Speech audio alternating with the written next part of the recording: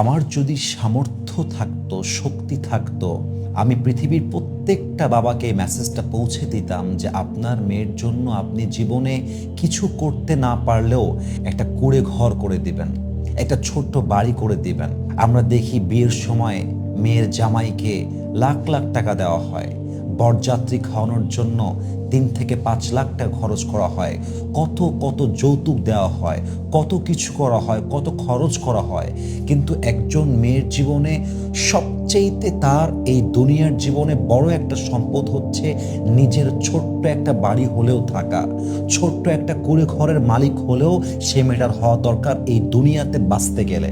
কারণ একজন মেয়ে যখন স্বামীর ঘর করতে যায়, কথায় কথায় স্বামীরা বলে, এই তুই এই বাড়ি থেকে বের হয়ে যা, বাড়ি থেকে বের হ, বাড়ি থেকে বের হ, তোর দরকার নাই, বাড়ি থেকে বের হয়ে যা, তাড়ায় দেয়।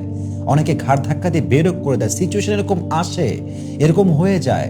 তো মেয়েটার জীবনের সবচাইতে দরকার ছিল নিজের একটা বাসা, যে স্বামী যদি কখনো লাথি মেরে বেরো করে দেয়, স্বামী যদি বাসা থেকে ঘাড় ধাক্কা দিয়ে বেরো করে দেয়, তবুও যেন মেয়েটা নিজের একটা কুঁড়ে ঘরে গিয়ে বাকি জীবন কাটাইতে পারে, থাকতে পারে, আশ্রয় পেতে পারে। ইভেন আরেকটা বড় ফল্ট নিয়ে কথা বলতে চাই, যেটা পুরুষের ফল্ট। কিছু নারী আছে দেখবেন বাবা থেকেও নেই, মা থেকেও নেই। কারণ বাবা একটা সময় চাকরি করত, এখন চাকরি নেই, বাবা মা কোনো মতে বেঁচে আছে, তারাই খেতে গিয়ে হিমশিম খায়, তারাই চলতে গিয়ে হিমশিম খায়। এবং মেয়েটা বোঝে যে এমনি তারা কষ্টে আছে, আমি এই শ্বশুর বাড়ি ছেড়ে, জামাইয়ের ঘর ছেড়ে নিজে আবার কেমনে বোঝা হই। মেয়েটা হাজারবার যেতে চেয়েও যায় না।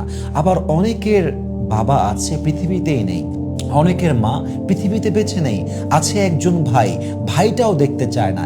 ইভেন অনেক মেয়ে তো এমনও আছে যার পৃথিবীতে স্বামী ছাড়া আদৌ কেউ নেই, থেকেও নেই, অথবা আসলেই নেই। ওই মেয়েটা যখন দেখে আমার স্বামী আমারে কথায় কথায় বের করে দেয়, কথায় কথায় একটা কথা, বাড়ির থেকে বের হয়ে যা, মেয়েটা কি করবে? যাবে কোথায়? কার কাছে যাবে? একটা মেয়ের স্বামী ছাড়া পৃথিবীতে আর কেউ নাই তো। কিন্তু মেয়েটার যদি একটা ছোট্ট কুঁড়ে ঘরও থাকতো, যদি শাশুড়ি, শ্বশুর, জামাই, দেবর সবাই মিলে, ননদ মিলে জুলুম করে মেয়েটাকে বেরো করে দেয়, তবুও তো মেয়েটার ঠাঁই গুজার জন্য একটা ছোট্ট কুঁড়ে ঘর পায়, ছোট্ট একটা বাড়ি চায়। এজন্য প্রত্যেকটা বাবাকে বলবো, যারা বাবারা আমরা আছি, আমাদের উচিত মেয়ের জামাইকে যৌতুক দেওয়ার আগে, মেয়ের বিয়েতে বরযাত্রীর জন্য 5 লক্ষ টাকা খরচ করার আগে মেয়ের জন্য ছোট্ট একটা কুঁড়ে ঘর হলেও বানানো, ছোট্ট একটা বাড়ি হলেও বানিয়ে দেওয়া, যাতে করে আমার মেয়েকে কখনো কেউ ঘাড় ধাক্কা দিয়ে বের করে দিব এমন কথা বলার সাহস খুঁজে না পায়। কারণ আমার নিজের বাড়ি আছে, তুমি বের করলে কি হবে?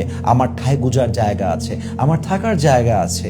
এজন্য আমাদের উচিত, যাদের মেয়ে আছে, আমাদের এটা খেয়াল রাখা যে as much as we can, if it is in our capacity, যদি আমাদের সামর্থ্যে থাকে, আমরা অবশ্যই মেয়ের জন্য সর্বপ্রথম একটা কুঁড়ে ঘর হলেও বানাবো, ছোট্ট একটা বাড়ি হলেও বানাবো, যাতে করে আমার মেয়েকে কখনো অসহায়ত্বে ভুগতে না হয়, কখনো আমার মেয়েকে বাড়ি ছাড়া হয়ে থাকতে না হয়। আল্লাহ তাআলা প্রত্যেকটা বাবাকে বোঝার তৌফিক দান করে, পড়েন সবাই আমিন। এবং এর মানে এটা নয় যে আপনি বাড়ি বানাতে পারেন নাই বলে আপনি একজন ব্যর্থ বাবা, আমি তা বলি নাই। আমি বলছি আপনার সে সামর্থ্যটা ক্রিয়েট করতে হবে।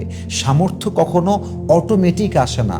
সামর্থ্যবান হতে হলে, সামর্থ্যবান বানানোর জন্য নিজেকে সেই স্ট্রাগলটা করতে হয়, সে পরিশ্রম করতে হয়, সে কষ্ট করতে হয়। তো যারা বানাতে পারেন নাই তারা দোয়া করেন।